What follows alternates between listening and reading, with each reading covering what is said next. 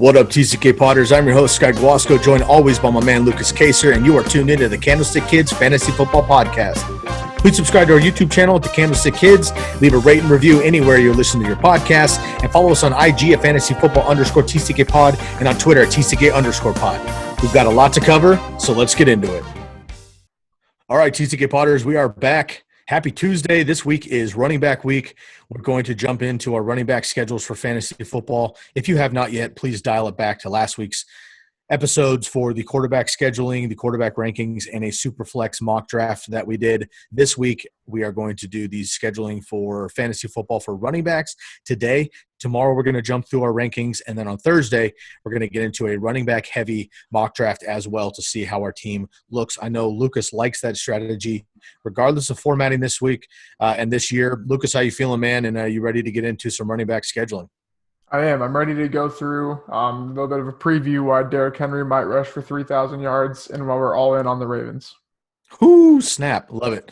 All right, man, let's jump right into it. We previewed kind of how we're going to jump into this during the quarterback segment. So I'm going to kind of save a lot of that because we've got a lot more to get into with running backs than we did on the quarterback episode.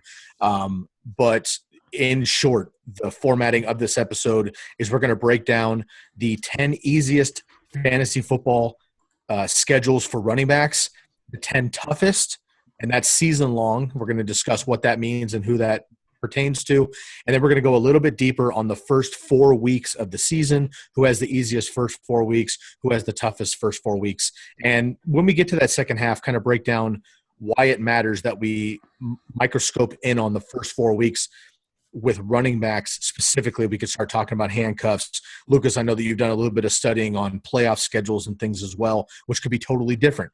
To dial it back very quickly, we talked about Daniel Jones and Deshaun Watson was another name we brought up, who do not have favorable schedules as quarterbacks for the first 4 weeks of the fantasy season. But in the back half during the playoffs, they have very favorable schedules. Now, Lukas made the point last time that you have to make the playoffs to worry about the playoffs. I totally agree with you. So that might be a reason to pass on a quarterback when you draft them. And if they struggle, they might end up on waivers and you pick them up for free later on. That could also happen with running backs. So let's dive right into this, man. I'm going to jump into the 10 easiest running back fantasy schedules. I'm just going to run down the list from easiest to middle tier a little bit with the top 10, and then we'll talk about them and jump into the top 10 toughest. So the easiest schedule for running backs this year, the Los Angeles Football Chargers. They also have the easiest passing schedule as well. We talked about that in length. Next up is the Chicago Bears overall on the season. Then we have the Minnesota Vikings, Tampa Bay Buccaneers. Then we have the New Orleans Saints. We also have the Indianapolis Colts in there as well. From these teams, a lot of these have kind of two-back committees. There's very few bell cows nowadays in fantasy football. How do you feel about some of these schedules and some of these teams where we're looking at maybe drafting 2 of these players per team? Yeah, I think, and we showed that in our last mock draft last Thursday, that there is the opportunity to do that as of now due to ADPs. I don't know what it's going to be like come June. I have a feeling that guys like Marlon Mack, Jonathan Taylor might swap spots in terms of ADP. They might even out J.K. Dobbins, Mark Ingram, Kerryon Johnson, DeAndre Swift. The list goes on and on. Even the Bills backfield and Singletary and Zach Moss. I think that as of now, you can capitalize on that if you are doing your redraft, drafts or best ball or whatever you're doing. But I think that to me on this list, because there's a lot of things that go into – yes, easiest running back fantasy schedules, but there's a lot more things that will break down throughout this. But I think these kind of sort of solidified my rankings, if you will, in terms of where I have Eckler. I kind of feel safe where I had him, where I didn't know if it was too high. Or Dave Montgomery, I feel safe where I have him. Kamara, I have him locked in as my 3, things like that. So I think we'll break down more in depth as to why maybe some of the guys benefit more than the others, because easiest fantasy schedule can mean many, many different things when you look in context right now, but we'll break it down going into this episode. Cool. And again, I'm going to break down the top 10 one more time here. So it's the Chargers, and this is from easiest on. So the Chargers, the Buccaneers, the Broncos, the Bears. Let's see here. The Miami Dolphins, which could be nice. there for newcomer Jordan Howard and Matt Breida. The Colts behind maybe the best offensive line in the league. Josh Jacobs and the Raiders, the Jets, the Saints, and then the Minnesota Vikings. So from all those teams, I mean, we have a lot of bell cow running backs already. I mean, we've got Dalvin Cook in there. We've got Alvin Kamara, of course, Le'Veon Bell, if you consider him that. But we also have a couple up in the air situations that look pretty good on paper with that number one. So, of course, we have the Chargers. We have Austin Eckler. We have Josh Kelly, who they just drafted from UCLA. We got my boy Justin Jackson, who I know that we like a lot. Took a little bit of a hit with Joshua Kelly coming in, but I like him a lot there. And then we look at the Bears situation. I think Demont could take a huge jump. We got your Broncos with Melvin Gordon and Lindsey. I just mentioned the Dolphins. We've got the Buccaneers with Rojo and Keyshawn Vaughn, who I know that you and I kind of have differing opinions on. But, you know, with the Raiders and Josh Jacobs, it's a huge opportunity again. So with the first 4 weeks, let's maybe, you know, jump into that situation where, like, the scheduling for running backs overall on a full season is kind of tough to take into consideration. You're right, because guys get hurt every single season. Guys lose their jobs. Guys like Leonard Fournette or Le'Veon Bell might have, you know, nearly, you know, 250, 300 touches, but they only get 1 to 3 touchdowns, which completely skews their numbers, of course, as well. But what we can zoom in on a little bit more is the first 4 weeks of the season. And this is relevant to drafting specifically because – you know, there's some more teams here that we haven't mentioned because they don't have a top 10 schedule overall on the season, but they do in the first 4 weeks. So I'm going to say maybe the toughest schedules overall will maybe do the toughest and then the toughest 4 weeks. We'll clump them together this time as well. We'll stick on the easiest schedule for the first half here. So diving into the first 4 weeks, we have the easiest schedule, New England Patriots. Then we have the Bears, the Seahawks, the 49ers, the Saints, the Cowboys, the Bengals, the Bills, the Dolphins, and the Packers. So right off the bat, we have the five-headed monster with the New England Patriots. How do you feel about, you know, Sony Michel, who's not sexy in fantasy, certainly better for you in non-PPR formats, but then James White, who is pretty much only PPR formats, Jarrett Stidham coming in, essentially a rookie quarterback in that system, maybe a lot of dump downs. How do we feel about the New England backfield that is otherwise a mess, but do you feel good about Sony because of this easy schedule, or do you maybe lean toward James White, or is it completely dependent on format? Yeah, I think that we'll see kind of along the lines of the easiest 4 weeks. They're actually number 2 in rush efficiency defense. It is basically it kind of sounds like the defenses are really good, but it's the opposite because they have the easier schedules of the Dolphins, Seattle, the Raiders, and the Chiefs. So what I think we're going to see is with Stidham, I mean, Miami's, I don't want to say it's a cakewalk. It's a team to get better, but I think they're just going to try and slow the game down. They have an easy rushing schedule, and I know Belichick's going to use that to his advantage. I think Michelle will see right around 20 carries a game, kind of like what we saw Dave Montgomery. So I'm not excited for Sony Michel in terms of like fantasy people on my team, fantasy player to draft, but I think that you can feel confident in taking him at his current ADP. I don't think that it's going to – I can't imagine it's anything higher than like Raheem Mostert. I would say that's probably like the cutoff of terms of where he might be going, maybe even below Kareem Hunt, guys like that. So he's going to be probably the cheapest workhorse, if you will, back that you can get. So I think it just makes it less scary, you could say, or just more confident in those 20 touches. If that amounts to anything, it could be 20 touches for 80 yards and you're capped at that. But I think that the O-line is coming back. They were banged up last year. If they play good bad rush efficiency defenses, meaning Sony goes for 5 yards a carry, I think that he'll just start to gain steam. So I don't mind that at all. And then along the same lines, the next one is the Bears. Literally the same conversation for Dave Montgomery. They didn't add anything.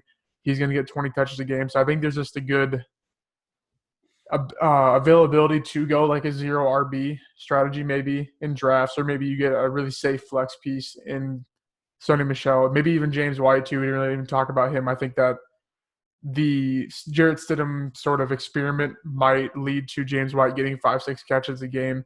Mm-hmm. I don't know what they're going to do because they do have a lot of receiving weapons there still, like in terms of Jameer Byrd, Julian Edelman, Mohamed Sanu, N'Keal Harry, Jacoby Myers, now 2 new tight ends. I don't really know what's going to happen in terms of the market share, but I think All three of those guys, Montgomery, Michelle, and White, are going to be, I don't know. I don't like flexes. I don't see – I like David Montgomery as an RB2, but I just don't see the huge upside in terms of him capitalizing on next year. And I think it's just the situation of what the Bears are, to be honest. Yeah, let's see. I'm going to take a quick look at my rankings here. We're going to do a rankings episode, of course, tomorrow, but just a sneak peek here. David Montgomery, I've got at 20. James White, I've got at 21. And Sony Michel in full PPR leagues is more of an RB3 for me. And again, that just has to do with he's not going to catch the ball. I do think that everybody's going to get fed in New England. I don't think Jared Stidham's a bad quarterback by any means. And of course, we can bring Chris of the Commish on here to defend his boy in New England. But I think honestly, just Belichick likes to run the ball anyway, and Tom Brady was just incredibly efficient and obviously in the conversation of best all time with limited weapons. I'm not sure that Jared Stidham is going to be able to do as much with as little in New England. So I could see New England really just trying to slow down the clock and run the shit out of the ball and play great defense to eke out 10 wins or whatever this season. So I like the running backs there. I actually like DeMont to take a big step up. Next up is Seattle, San Francisco. Chris Carson, Raheem Mostert. Chris Carson, I like a lot on paper, but that injury, man, the hip injury, the more and more we go through the summer, the more we hear about usually optimistic Pete Carroll, coming up saying that he's not 100% in on him. They brought in Devonta Freeman already. Carlos Hyde is still out there. Lamar Miller's still out there. Sure, they all have their question marks, but a veteran, I think, is going to end up in Seattle and Philadelphia, which is going to hurt both of these Miles Sanders and Chris Carson guys. So pumping the brakes a little bit on Chris Carson there, just because I think that, as they are run heavy, I do think they loosen the reins on Russell Wilson a little bit this year. And I'm not 100% sure that Chris Carson is just going to be able to get as much work. Although that first 4 weeks, I do like the schedule there. At Atlanta, 24th against the run. At New England, no good. I don't like that at all. But then Dallas and Miami the next couple of games, I like that a lot. So he can make it. Raheem Mostert, I think, is going to be awesome. Right now, I think, honestly, he's a steal. You and I have done a handful of mock drafts. And we have a dynasty league that we're part of that we'll be jumping into pretty soon, where you and I are actually trying to scoop up Raheem Mostert if we can, even though it might just be a 2 or 3 year rental. Right now, I've got him at RB24 in PPR because, again, with Jerick McKinnon healthy-ish, he's probably going to be the pass-catching back. But if McKinnon goes down again soon, which he could, or early in the season before drafts, Raheem Mostert could easily be, a back-end or a top RB2, I should say, for myself. I like him a lot. And that schedule is awesome versus Arizona, who got run over all last year. The Jets, the Giants, Philadelphia is going to be tough, but I like that a lot to see what happens. Not much to say about Alvin Kamara and Zeke, other than to say both of them get a boost. Mixon as well, 5, 6, and 7th best schedules against the run. So all those guys just get another tick in the top 6 or 7. Let's talk really quick about the Buffalo Bills, man. Singletary and Moss, I know we've talked about it a little bit, but they have the 8th best schedule for running backs. And then we have the Miami Dolphins, who generally, outside of maybe a Kenyon Drake flyer over the years, nobody's been taking Dolphins, but they got Jordan Howard, who's not sexy, but he is efficient. They also have my boy Matt Breida, who is able to break an 80-yard run at any time there with 4.4 speed. And then the Packers, crowded backfield, but the 10th best option. Are we going to believe in Aaron Jones here? Do we think A.J. Dillon's going to take away that goal line work? And are they going to get Jamal Williams more involved as they have in the past? So a lot to unpack here. Let's talk about the Bills, the Dolphins, and Green Bay Packers, and then we'll move on to the toughest schedules. Yeah, so I think one thing we probably forgot to mention too before we go into it is when you look at these schedules and you evaluate rush efficiency, explosive run, defense, whatever, make sure you keep in the back of your mind the game script, the projected game script of these games, because we can pump up, I don't know, just for example, like David Montgomery, all we want, but they could easily be losing every game between, I'm not going to say easily, but Detroit, the Giants, Atlanta, and the Colts. So you have to keep that in the back of your mind. Because I think everyone thinks about that in season they'll be like, oh, this running back's going to be behind. Let's not play him. But when they evaluate it in the draft, I don't think anyone takes that into account as well. So on the Sharp Football Stats, you can find the strength of schedule based on projected win totals, which I'll bring up when we get to the respective position. But I just want to keep that in the back of your mind if you are listening. Good point. But yeah, when it comes down to these just crowded, I don't know. These backfields are gross. I'm getting a little bit lower on Mostert too. I'll probably still have him in a couple, but Coleman and McKinnon, the mix of the two undrafted free agents that I think are capable of making the team, just kind of scare me a little bit. Seattle, the thing with Seattle is everyone thinks Rashad Penny's done because he's injured, but everyone somehow neglects to think that Chris Carson didn't get injured either. And he said that they said that they think he will be ready for week 1. So everyone's like pumping him up like he's this workhorse back like they do all the time. Without taking into context, DJ Dallas, Travis Homer's still there, who got carries in the playoffs. They literally said they might bring back beast mode. Now they're trying to go get Devontae. They offered Devontae Freeman. He said no. They're trying to get Carlos Hyde. They're going to have someone eventually. I think it might be Lamar Miller or Shady, to be honest. One of them lower, you could say, money commander guys, I guess. But, yeah, I'm just going to stay away from Seattle's backfield anyways. It's nice when you have the workhorse, but who is the workhorse? Rashad Penny comes back. He's going to get carries. DJ Dallas is going to get carries. The list goes on and on. So I'll probably just get rid of them out of my draft board just in general. Buffalo, it's tough because I like Moss. I think Moss is a better running back in general, but I don't think they're going to neglect Singletary's passing volume that he had last year. I don't know if that's going to be like he's the Alvin Kamara to Moss Latavius Murray. They said Frank Gore role, but Moss can do so much more than Frank Gore could the last couple of years. So it'll be interesting to see how that plays out.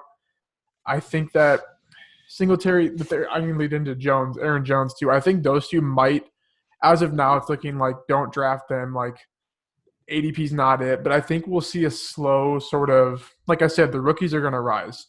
Like every non-invested person you could say is going to be like, oh, Jonathan Taylor, like draft him over Aaron Jones. I mean, I have a layer over Jones anyways, but like stuff like it's going to flip. It takes time, but it will flip come even August if you draft in August or whenever you draft. So I think Jones and Singletary could be good values because I think the touchdown upside, as much as we'll talk about regression, I'm already working on all that stuff, like it's going to regress to probably still a good value for where they're going. So I don't mind those guys at all. And those teams are going to be two of the better teams in the NFL. So like obviously if they're good, they're going to be scoring touchdowns. So I don't mind them. A.J. Dillon, I would probably just stay away from. I can't imagine him having any more than like a Jordan Howard role without the touchdown work because Jones is going to be the not goal line, but the red zone back. So I don't really know what's going to happen there. But overall, there's a lot of backfields that I think everyone knew was coming, but now that it's here is like, oh gosh, I don't know what to do with them, or they're just freaking out in general. Yeah, that's interesting. I would kick back actually a little bit on Aaron Jones and A.J. Dillon. I don't think A.J. Dillon's going to cut into Aaron Jones's work significantly in between the 20s, but in the red zone, maybe not in the red zone, let's say in the 5 to 10 and definitely like the goal line, I do think that they could just bring in A.J. Dillon. Not that Aaron Jones can't get it done. He clearly was very efficient last year. But first of all, let's not forget, Aaron Rodgers is not Aaron Rodgers of 5 years ago. We all know that. But he's still Aaron Rodgers. And for many, many years, Aaron Rodgers would throw on the goal line, right? Quick slants, fade routes, whatever. I mean, he's got Devontae Adams, who's one of the best contested catch receivers in the league. They have a mind meld for sure. Jay Sternberger. He has a hand, Devin Funchess is now there. He's a huge body. So they might be throwing on the goal line a little bit more also. But I just, that this Derrick Henry comp, I know it's not exactly, apples to apples kind of a thing, but it's like a good version of apples to oranges, I think. I mean, if Aaron Jones is going to be taking them all the way down the field, I think Matt LaFleur could be bringing in the guy that might have the fresh legs, the bigger body, the better ground and pound. And to me, I think that A.J. Dillon could accidentally get 6 touchdowns this year on like 150 rush yards just because he can maybe pound it in there. So where do you sit with Aaron Jones really quick? Again, we're going to dive into rankings tomorrow so we can fine tune that. But like just in general, is Aaron Jones top 10 for you? Is he top 15, top 20? Roughly, where do you feel about Aaron Jones? Because right now, man, I go in between like RB 10 and RB, 18 pretty frequently. Yeah, as of now, and like he's 14 right now. I've got him at 16, so we're about right there.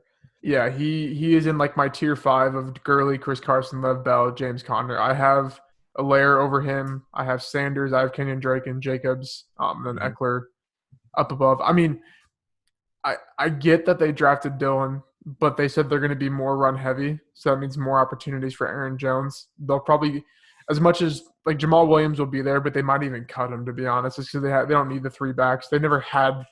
Like, I remember games where I think it was like Jamal Williams got hurt and they were running like their fullback, like Robert Tonyan in the backfield because they just don't hold depth at the position. Yeah. So we'll see how that plays out. I don't know. I think that he'll take a step up in the passing game. I think that, yeah, he had a lot of touchdowns, but a lot of them didn't come from inside the 5, if I remember right, looking at the numbers. So that means that if like they're not going to get the ball to A.J. Dillon on the 20-yard line, like No. they would be pointless. So I'll have to do more research and kind of see how I feel. Yeah. But I would rather draft him over Gurley, Chris Carson. They're just injury prone. James Conner, and probably Love Bell too. So I just think it's kind of in a weird spot. But if I would have the choice, I would rather not draft him. I would take the guys above him and then get a receiver where he's going. But it's just he could easily be a sort of buy low or a fantasy football ADP value, you could say, for this year. In Dynasty, I think he's actually a buy low because I think he's the type of running back. He's still young. He's obviously shown his ability to do it. I just think the Packers are looking at more of a committee backfield. If Aaron Jones were to somehow end up off the team next year, he might find another contract somewhere else and get another opportunity. So right now, there's a lot of hype on him, so you're not going to buy him low per se. But there are people who are nervous about his situation, so you might be able to throw some floaters out there for him potentially in Dynasty. And in redraft, I'm a little bit spooked because I'm going to have to scoop him in probably back of the second, maybe the third round. And I just think that there's other value there at receiver for sure.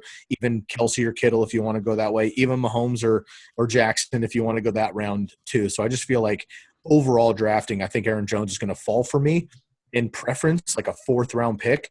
And I just don't think there's any way in redraft that he's going to end up in the 4th round. So I don't see myself capitalizing on him, unfortunately, as much as I love him as a player, not too much in the situation right now. I'm going to dive into one more player on this. Just get your thoughts really quick on Joe Mixon. We talked quite a bit about the Bengals and Joe Burrow. And the reason I bring this up is Joe Mixon has the 7th best, 7th easiest running back schedule for fantasy, but the Bengals have the 28th, so the 3rd worst or 4th worst, I should say, passing for fantasy. So I think that affects Joe Burrow out of the gate. I think the Bengals are going to be excellent midseason on. I think they're going to be one of the better franchises moving forward, actually, in just a year or two. But this particular season for redraft, I think Mixon, he's comfortably my number 6 right now. I can't put him into the top 5, but is there any reason that he would not be in the top 6 running backs for you? And especially given this 7th easiest running back schedule, I just hear mixed feelings on Joe Mixon, so I want to hear from you real quick. Yeah, he's my 7, and I might honestly move Eckler ahead of him. I have Derrick Henry and Dalvin Cook ahead of him. I don't know. It's tough because I mentioned the win totals, and I think this is one where it kind of plays into it because if they're in negative game script, like I'm not saying they're not going to give the ball to Mixon, but we saw him give the ball to Mixon in a negative game script last year because Ryan Finley was not bringing them back in games along with Alec Erickson and Tyler Boyd. Like it just wasn't happening. So I think that it's tough because as of now, they're 22nd in terms of strength of schedule based on like Vegas win totals for this upcoming year. And I'm looking at the schedule. There's 5 games in the green, which is like below average or above average if you're like looking at the teams they're playing aren't that great. But then there's a lot of games like in the middle. So like the Browns twice, the Chargers twice, the Titans – or Chargers once, sorry, Titans, Colts, Steelers twice. So it's kind of hard to gauge. I think if they're losing, we haven't seen the receiving production out of Mixon. And I know everyone's like, if he unlocks it. But he hasn't unlocked it for 3 years. You would think Ryan Finley would get the ball to Joe Mixon a little bit more. Giovanni Bernard's still there, so I don't know. It's tough, but I think you have to rank him higher because we've seen what he can do with 20 touches on the ground. It's good enough to get him top 10 work every week. So I think it'll be between him and Eckler because Chubb's a step lower just because he's not going to get passing work. I have Josh Jacobs all the way down at 13 because he's going to see virtually no passing work now. So I don't know. It's tough. Josh Jacobs will be an interesting conversation because I know there's a lot of people who have got him significantly higher as well. So that'll be interesting. And I've been statting out kind of the win-loss totals on my own, reading along with Vegas, of course, but then kind of doing my own wins and loss totals. And actually in plotting the Bengals, I've actually got them at 8-8, which I know is, somewhat optimistic, but late season, they get at Miami, they get Pittsburgh at home late, and they get at Houston. later in the season, I think those are 3 games that they could maybe sneak away with potential situations. Like if James Conner goes down, or if Tua comes in and he's not quite ready, they don't want to have much of a defense yet. And then they got Houston. If some of those receivers go down, they could be in trouble too. So just kind of thinking big picture, I think there is a chance that the Bengals could potentially go 500 this season and surprise everybody after going 2-14 last year. But if that's the case, I do think that they have some positive game scripts within this situation. So I'm pretty confident with having Joe Mixon at number 6. I feel really good about that. I actually feel better with him at 6 than I do with Aaron Jones at 16. I've got Josh Jacobs all the way at number 9. So we can certainly talk about that as well. So there's going to be some interesting debates here on tomorrow's episode with our rankings and such. So that will be fun to break down. So, all right, those are the easiest schedules. So overall, again, the easiest 4 weeks for fantasy football running backs. We have the Patriots, the Bears, the Seahawks, the 49ers, the Saints, the Cowboys, the Bengals, the Bills, Dolphins, and the Packers. So again, I think if you're considering these guys already, I would give them a boost. And as far as rankings go, I was thinking about this for the boost. I might give them like a spot, maybe 2 based on like early season schedule, and not much more than that on schedule alone, because again, anything can happen. Defenses can get better or worse quickly with an injury or something like that. So I do want to kind of like temper expectations, but I absolutely think it's something to consider. And especially when you're looking at, maybe Singletary or Jordan Howard, even Aaron Jones, potentially Chris Carson, David Montgomery. If you're looking at what are these guys going to do for me right off the bat, the first 4 weeks are going to really tell the story for most of the season with running backs specifically. So when you draft them, if they're not producing in the first 4 weeks, I would look to sell them before it's too late. If they are producing in the first 4 weeks, I would look to potentially go ahead and make a bid on them for trade. So those are the top running back schedules that you would be targeting and I would be targeting. And let's jump into the toughest schedules for running back as well. And before we do that, I want to encourage people listening into the podcast to please go ahead and make sure to subscribe to the YouTube channel if you haven't already, and leave us a comment as well. We've having more people. We just started the YouTube channel just a few weeks ago, and we've having more people find us on YouTube and then go and follow us and participate on Twitter and Instagram. So we appreciate you people coming in to find us and finding us on all the channels. So thank you for the support. And likewise, we've been having people from IG and Twitter now tune into the YouTube page to like actually find out, what the fuck we look like and also just kind of like follow along that way so you can view it as you're going about the rest of your day. So if you're in that, you're the podcast life, please find us on the YouTube channel, subscribe, leave a comment, leave a rate and review on the podcast. And of course, you can follow us on Instagram and Twitter at fantasyfootball_TCK Pod on IG and TCK Pod _TCK on the Twitter page. All right, man, let's jump into the flip side of this. So we just talked about the easiest schedules. To what extent do you actually get spooked completely from a player depending on having a tough schedule? I'm going to rally up the toughest schedules here coming up for fantasy, but overall, how much do you actually take this into consideration to fully not draft a player based on schedule? Yeah, I think that it comes down to – I think the big thing is the game script because – I mean, I know the top guy will go ahead. It's Saquon Barkley in terms of the data we pulled for these strength of schedules. But like, obviously I'm not saying that his upside's not there, but he's going to get volume, which is fantasy points. So I think when it comes down to the game script, maybe a mixture of the game script and the volume. I don't know. It's tough because, like I said, these are indicators, not decision makers. So it helps a little bit when it's an easy schedule because that's if we like the guy already, that's only going to help him with that touches be more efficient. Now, with the toughest schedule, it's going to take what the projected volume is, and they're going to have to do more than what we think to produce where we want them to be, if that makes sense. So, like, we can just start off in reading it. So the Giants, they're the hardest schedule. Pittsburgh, Chicago, San Francisco, and the Rams. So the Rams, their run defense is going to be terrible. They lost every single linebacker they had, and they're just completely rebuilding. San Francisco didn't lose a single thing. Yeah, they lost Buckner, replaced him with Kinlaw, but it's a D tackle. There's not much to learn while playing D tackle, so I'm not too worried about that. Yeah, so I'm not worried about that at all. Their defense, unless I'm missing someone, they didn't miss a beat in terms of wherever. Yeah, I'm just trying to think off the top of my head if they actually lost anyone. Full team back up. And then Chicago, they didn't lose anyone. Added edge rusher. Robert Quinn, Pittsburgh's defense is returning with Big Ben in the first game. I think the Giant, I just think the whole culture there is going to be just booming if Big Ben is all shaved up and ready to go or whatever is going on there. But what I'm trying to say is that against the Pittsburgh Steelers, Chicago Bears, which the team's not that great, and the Niners, it's going to take a lot more for this Giants offense just to try to compete. And I don't know if that's handing the ball to Saquon 20-plus times. So that's when you kind of take it into consideration. Don't just say they play a hard schedule, they're going to throw the ball so Saquon's done. You have to look at, are they going to be down by 2 scores? Will his volume be efficient? How much yards per carry does his team allow? Stuff like that. So I probably weigh this a little more than the easy schedules, I could say. But still, just an indicator, not much of a decision maker.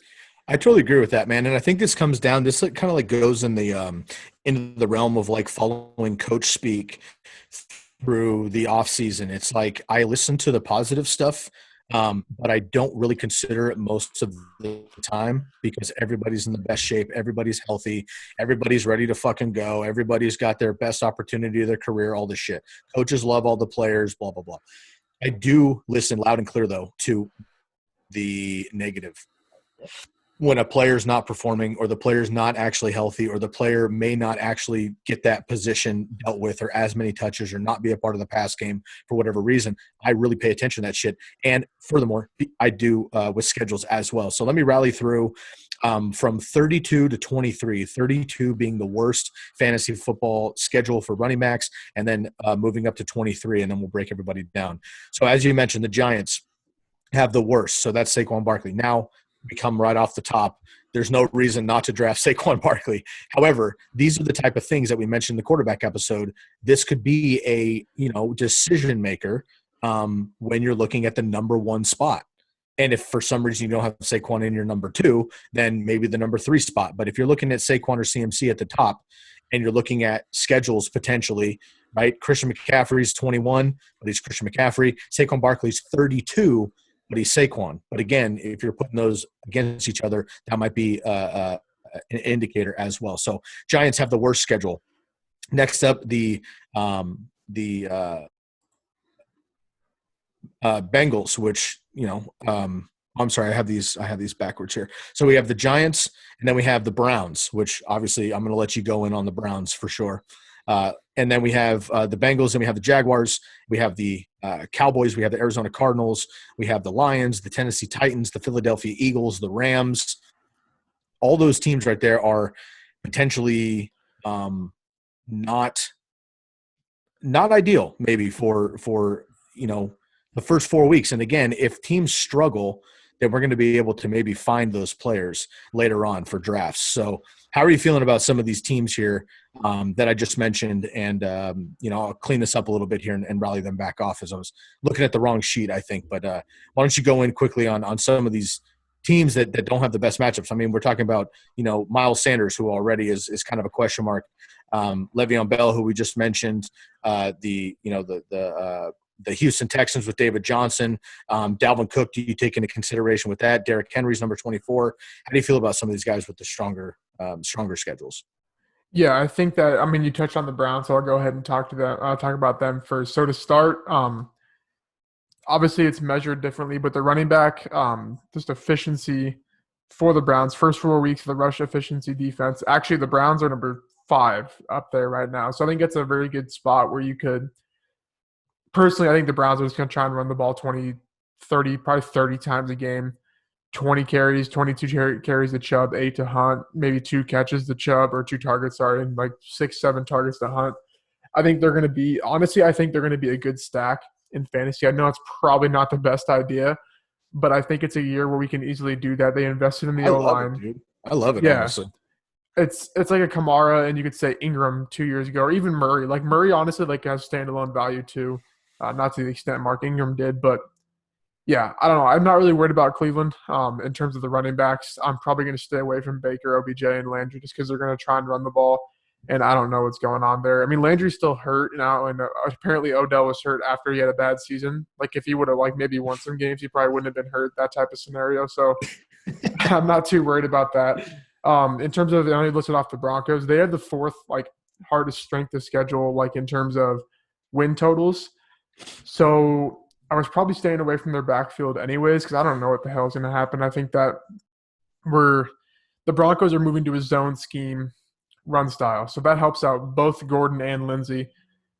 Lindsey had a couple drops last year, making people think he was a bad pass catcher, but he also had Joe Flacco, Brandon Allen, and Drew Lock, who didn't check the ball down because he just chucked the ball downfield. So I'm not going to sit here and say that Lindsey's the bad pass catcher, but Gordon's a better pass catcher. So maybe he has value, but he's going to be drafted in the third round anyway. So I would just stay away because they're probably going to be in. I don't know necessarily have negative game scripts, but they're going to be in a lot of sort of shootout type games. I know they're going to want to run the ball, and they have Pat Shermer, so it's kind of contradicting to what they're trying to do. So we'll see. Sanders, I don't know. There's part of me really likes Sanders. They're actually number 3 in terms of explosive rush defense the whole season. So I don't really know it's measured as explosive, but I'm assuming just big plays. Sanders is the type of guy to do that. But yet again, people still think that they're not going to be a running back by committee, and I've been saying it the whole time. They're going to. Coaches don't change. A coach that's successful does not change his motto just because they're going to try and get Freeman, Hyde. It's being obvious, and everyone's sitting here saying, I'm not worried. But everyone was worried last year. Not worried, but they were, sort of slowing it down last year when Jordan Howard is there. Strong feeling that Carlos Hyde and Devontae Freeman are better running backs than Jordan Howard. So I'm not necessarily going to stay away. I might have him in 1 or 2 leagues, but I'm not going to invest a lot. The Chiefs, I have CEH above Jacobs. I think he's going to catch 70 passes. I could care less if he only gets 60 carries all year. I just think that the offense is going to be so good that it's not going to matter. His ADP would be kind of high, but maybe 1 or 2 leagues there. Oh, gosh, the Jets. I don't know. They got Joe Flacco today, an hour before we were recording this too. I don't know if you saw that. I missed it. I was out running some errands, and man, I missed breaking news. Jeez, I know, dude. I missed that they picked up my boy Uncle Flacco. That's great that he's got a new home. Good for him. Yeah, they finally got a Super Bowl person on that roster for sure. Maybe it'll inspire the culture there. I mean, Bell is probably as safe as you can get in terms of he's like an upgraded David Montgomery, I guess. So I'll probably have him in quite a bit just to be safe, but it's just not great. This is one thing I want to pause really quick. This is one thing, and you and I, again, we try to do this with as much individual and collective integrity as possible. We are not one of those podcasts or duos that purposely disagree on a bunch of shit for hot takes and get all fired up and yell at each other, and we're not fucking Stephen A and Skip Bayless by any means. We also don't generally agree on everything, but we do agree a lot just in the processes that you and I both take individually, and we report to each other, and it ends up that a lot of our thoughts are similar. However, this is one that you and I talk about every time we mock draft, when we were talking about it in the Dynasty League and all this shit. I've been on this 2-year anti-Le'Veon Bell situation, and I get it. I understand his potential, but I'm actually excited for you to, if Chris and the commission don't get him before us in all these drafts, you scoop up Le'Veon Bell everywhere you can because you're going to find value. You like to get him in the 4th, 5th, 6th round. Awesome.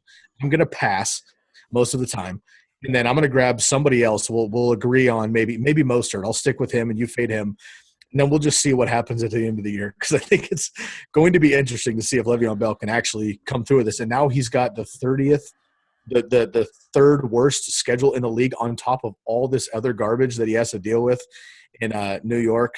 Man, I'm terrified. He's at the Bills. First of all, that's an L for sure, and that's a tough game against the Bills. He's got the 49ers, who had the best rush defense last year. Then he's at the Colts, who actually surprisingly had were the 25th matchup last year, and then he's got Denver Broncos at home as well, which is also tough. So, and not to mention he's got your boy Frank Gore, the Hall of Famer there to get more rushing touchdowns than Le'Veon Bell, and that's definitely a hot take I'm going to stand by, that Frank Gore has more rushing touchdowns than Le'Veon Bell. But anyway, I just want to jump on my soapbox one more time to just make the case that I'm not backing this up. If he falls to me in the 6th round, then I'll scoop him, sure, but I am worried about it in this 30th schedule is not making any cases for Le'Veon Bell. Yeah, for sure. All right, so I'm going to touch on 2 more. Derrick Henry, like I said, the data might be different from what we're looking at, but in terms of rush efficiency defense, he's number 1. The Titans are. He's going to get 300-plus touches. They're going to use up that franchise tag they have on him. They could care less if he gets injured at the end of the year because then they just won't sign him back. Like I said, I have him at number 5. I might move him ahead of Zeke. I just think they're going to see – McCarthy's never fed a workhorse. I know everyone's like he's never had one. He had Eddie Lacy in the 1 year that he went off. He still didn't feed him that much. So we'll see how that plays out. But I think Derrick Henry's just going to get run to the ground again. Everyone's going to say it's not sustainable, whatever. They said that every single week, and he kept doing it. So I don't think an offseason and only the team really only got better. They replaced Conklin with, I think, one of the best run blockers in the class last year. Added a couple defensive pieces. I mean, they're right back to where they wanted. They got Tannehill under contract now, a whole offseason of Tannehill. I think they're going to have a great trajectory to matching what they did last year. So I like Henry there in that spot. The Vikings, Cook has a hard schedule, so just go draft Madison anyways because Cook has a 56% chance of getting re-injured, high re-injury risk on Sports Injury Predictor.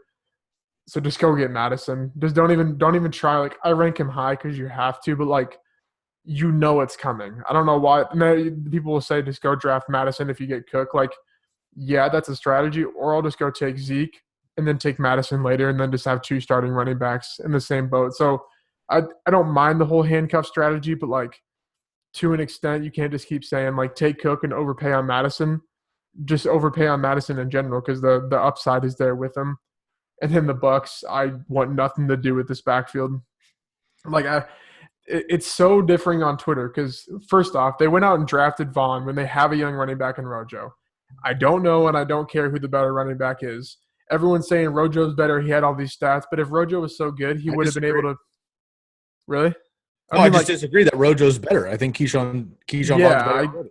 I don't know who's better. And if Rojo is apparently the better running back, like Twitter's saying, then he would have been able to not let Peyton Barber have 150 carries or whatever he had last year. Or if he's a decent pass catcher, like people think, Dare Ogunwubuale would not be the main pass catcher. So I don't really want anything to do with this backfield.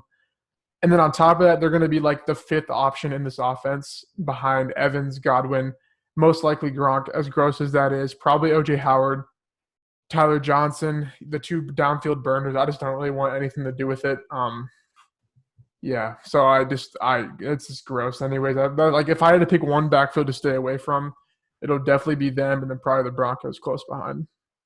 Okay, really? So you don't want a part of the Broncos either. I get it. No, not really. Okay. All right. So that pretty much runs through every team. Again, worst to, let's see, 32 to 23, 32 being the worst. That's the Giants, the Texans, the Jets, the Chiefs, the Eagles, the Broncos, the Browns, Vikings, Titans, and Buccaneers. You've covered pretty much everybody, so I will just go down the list very quick with some thoughts. Saquon Barkley has the worst schedule, as does Daniel Jones. I'm probably willing to draft both of them. Daniel Jones, I will punt until the end of my drafts, and if I skip on him, no worries. He'll probably get drafted or dropped, as we mentioned last week, and I'll pick him up for free on waivers anyway. And again, this is for redraft, of course. Saquon Barkley. We'll go into rankings tomorrow, but we'll have the discussion, of course, of who's at the top, CMC or Saquon. For me personally, I'm taking this into consideration, though, him having the toughest schedule. Versus Pittsburgh, gnarly. At the Bears, don't like that either. The 49ers as well, and then at the Rams, who, yes, could get gutted, but, having Darnold up front is still pretty nasty. So I like that a lot. Houston, I don't want any part of that backfield anyway. I mean, I might be able to get some David Johnson late, but I don't like that. Le'Veon Bell, I already mentioned. CEH, I'm willing to have only because I think like the check down is awesome. Now he's going to be expensive, so I don't know if I'm willing to have him as my RB1, but I'll take that all day, even with I just think you're talking about game script. So he's got Houston. I think they roll him. That's the 3rd easiest matchup against the run the predicted. I think that's going to be awesome. Then he's got the Chargers, which is the 8th easiest. I like that a lot as well. Even against the Baltimore Ravens, who's the 26th matchup, which is tough. I think that's check down city all day for Mahomes. I think that's going to help out CEH for sure. And then he's got New England the next week, 29th matchup. I think that's going to be another check down city as well. So I think CEH escapes this because of his pass catching specialty. Sanders, I'm with you, man. I'm high on Sanders right now. We'll talk about him tomorrow, of course, and I'll go into all that. But I do think they bring in a veteran, so that would obviously hurt him. It is a mess in Denver. I'm a little bit more confident in Melvin Gordon, but again, not excited about these first 4 weeks. At Tennessee at home, I don't like that. At Pittsburgh, he's got the Bucks 31st against the run last year, surprisingly, and then at the Jets, all tough matchups. I do like Chubb more than I think most people, just because I think they're going to run crazy with Stefanski. I'm with you that Kareem Hunt is a great stack there. Dalvin Cook. I actually am very high on Dalvin Cook, which I'll get into tomorrow. Derrick Henry, I'm kind of fading anyway outside of the general public. At Denver, I don't like that. Jacksonville's cake. He crushes them anyway. I think he's got like 9 touchdowns in the last 2 games. He's playing. They took it off Thursday night. They took it off Thursday night. Every year it's the Thursday night game where Henry runs for like 303 and Leonard Fournette gets like – well, last year Fournette had a 69-yard run to start the game. Finished with 67 or something, 66 right? or 67 total yards. And then Gardner Minshew put up like 6 points, and everyone thinks he's a good fantasy option last year. So holy shit, yeah. So Derrick Henry's Derrick Henry, but I'm fading him overall a little bit as well. And then again, I am about the Keyshawn Vaughn life. I just think he's the new James White, and Tom Brady needs that no matter the system. I think Rojo's gonna get faded pretty quickly. And Ogunbowale, I think, is fine actually, but I just think that Keyshawn Vaughn is gonna be able to pass up there. So again, that breaks down the toughest 4 weeks. I'll go through the easiest 4 weeks one more time and the toughest 4 weeks. And again, we'll just close it out here with maybe some names that we'll be targeting because of potentially their schedule who get a bump. Let's start with the easiest 4 weeks on the schedule, Lucas, and I'll get who maybe you're most excited about drafting-wise here. So again, Patriots, Bears, Seahawks, 49ers, Saints, Cowboys, Bengals, Bills, Dolphins, and Packers. Of that list, who are maybe the 3 that get a bump for you based on schedule alone in the first 4 weeks? Yeah, it'd be David Montgomery probably is the main one. Michelle, I'm not going to move much higher than like my 25, 26, just because he is not going to catch passes. Montgomery could slide in a little more passing. Give him those. Zach Moss probably. I'll probably have him in quite a bit of leagues as like my RB4 or 5, just because I think that, especially at the beginning of the year, if he can pick up steam and kind of just not have the Bills need to bring in Singletary. I mean, obviously Singletary is going to be the starter, but if Moss goes for 10 and 80, 10 and 80, 15 and 80, like I think that the Bills are a team where they're not going to be like, yeah, we're so good, we're going to run 5 different backs. Like they're like, oh, we're winning. We're going to keep doing what we're doing because it's the Bills. Like nothing against the Bills. It's just how it is. And then the Ravens, we didn't really talk about them much, but their schedule is cake.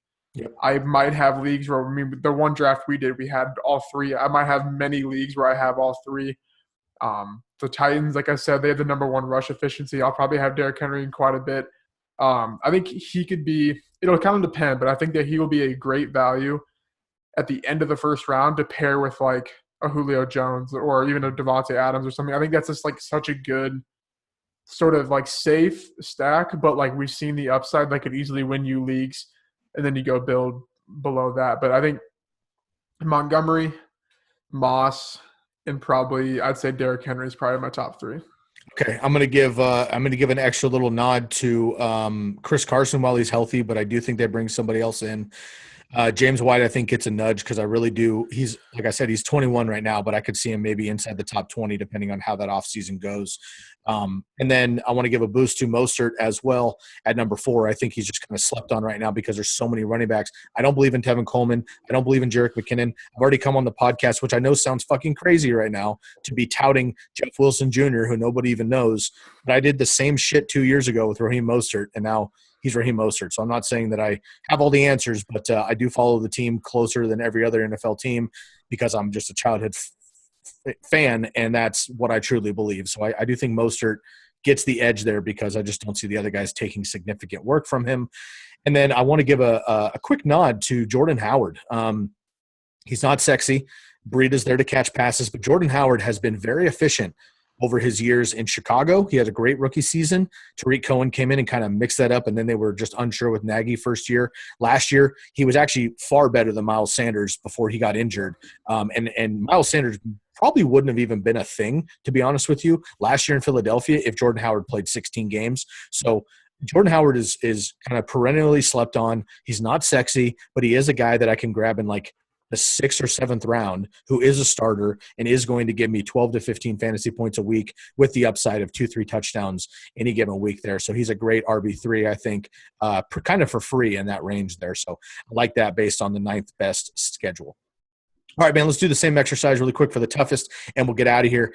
I'm going to run down the toughest schedules. Again, 32nd being worst to 23. Let me know 3 players that you're fading based on the schedule. So Saquon Barkley up at the top of the Giants. Then we have the Houston Texans, the Jets, the Chiefs, the Eagles, the Broncos, the Browns, the Vikings, the Titans, Vikings, Titans, and Buccaneers. Ooh, well, Bucks, like I said, I'm just going to completely avoid that. Probably Sanders. I think we'll see Sanders slide in end of round 1 ADP. If they go get like a Lamar Miller, or I think they talked about bringing Shady back, which if I had to place money, I think that's what's going to happen. People are just going to totally neglect that. I don't know. People just don't see, like, I don't know. It doesn't make any sense or whatever. I don't really know how people operate with the way they think about veterans coming in. Like, you don't bring a veteran in unless you're going to feed them. Like Le'Veon Bell, he went from like 21 carries opportunities last year to, I think, like you don't bring in a 36-year-old backup in Frank Gore to like not give him work. So I think we'll see Le'Veon Bell maybe go down to 17 carries. Worried about it. Straight up worried about it. He's still an RB2 for sure though, just because he's gonna. I don't know. They got Joe Flacco. They got elite Joe Flacco now. Sure. Broncos. I mean, I think Lindsey maybe if he falls, just because the upside is there. If Gordon, where he has injury history, gets hurt, or maybe Lindsey's the. I don't know. I don't know what's going to happen there because they're not just going to not give Lindsey the ball either because he just ran for 1,000-yard back-to-back seasons. So it's interesting what's going to happen there. And then Dalvin Cook just in general. I'm just not going to mess around with that. I think where Cook's probably going to go is I'd rather take Adams or Thomas. I'm kind of in that, like, probably the 106, 107 range. So I'll just probably stay away from them. Okay. I think that's another point of contention we'll have to get into tomorrow because I feel differently about Dalvin Cook. And I hear you about the injuries, but if you take the injury consideration out, which I know you can't just avoid that, but if you take that away from the conversation, there's nothing negative to say about him. Mm-hmm. Anyway, so we'll talk about that tomorrow. A couple guys I'm going to fade a little bit. David Johnson, again, like I want to believe in him. I do think he's got some left in the tank. He's got the Chiefs first week of the season, which is, 6th best matchup. It's just great. But after that, Baltimore, at Pittsburgh, and then Minnesota, I don't like that at all. There is a chance where David Johnson comes out of the gate. He's not very successful and pretty much loses work, loses snaps. The Texans are losing every game, which we already talked about could happen in the quarterback episode, and they're just fucking chucking it, and it's Duke Johnson's job all day long. So I'm worried about David Johnson, unfortunately, as much as I'm rooting for him. Miles Sanders, I do think they bring in a vet. I am worried about him overall. I've got him ranked high right now because they don't have a vet, but when they bring him in, I'm going to be booting him out quite a bit. And again, he's got Washington right off the bat, which is a nice matchup. After that, it's the Rams. Bengals aren't so bad, but then San Francisco, I don't like that either. Boston Scott's still around, maybe a veteran, a little bit concerned there. And then Derrick Henry, I just mentioned. At Denver, I don't like. Jacksonville, he crushes. At Minnesota, then Pittsburgh. Derrick Henry's going to get work, but he's usually not Derrick Henry until the second half of the season. What I would like to do maybe is take the risk, not draft Derrick Henry and pick up a top-tier receiver or maybe, a Nick Chubb even who's got his own question marks. But I think we'll have that value early in the season and then maybe flip those guys late in the season because I would love to get Derrick Henry when he wakes up about week 8 to 10 and then ride him through the playoffs potentially because that's just historically what happens with those bigger backs. The weather gets cold. Nobody wants to tackle guys like that. We see it every single season. So I would rather fade Derrick Henry early unless I get value and try to buy him for cheap later in the season and then have Chubb early, ride that wave until Kareem Hunt really gets a roll and then maybe fade him and maybe flip those two guys mid-season. So that's my thought there. All right, bro, that breaks it down for the running back fantasy schedules, the easiest schedules, the toughest schedules, and the first 4 weeks, something to consider when you're looking at player positions, you're looking at RBBCs, running back by committees, and you're looking at rookies trying to get some opportunities. So we will have to revisit this as the summer goes on, but as of right now, those are the top easiest schedules for the first 4 weeks and the season and the toughest schedules for the first 4 weeks and the season for fantasy football running backs. Make sure to subscribe to the YouTube channel and leave a comment and let us know how you feel about these schedules. Maybe some guys that you're now going to be targeting or fading depending on their schedule alone.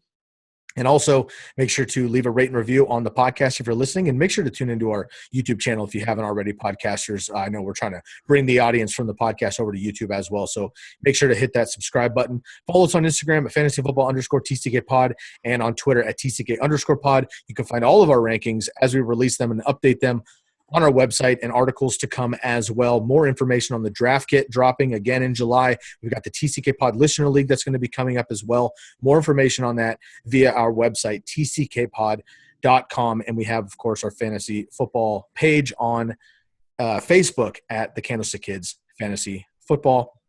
Lucas, any last notes on the running back schedules, or shall we get into our rankings? Let's get into the rankings. Awesome, man. We'll see y'all tomorrow. Have a wonderful Tuesday. We'll check you tomorrow for our rankings. Thursday, we have a mock draft. For Lucas Kaser, I'm Sky Guasco, and we are out of here.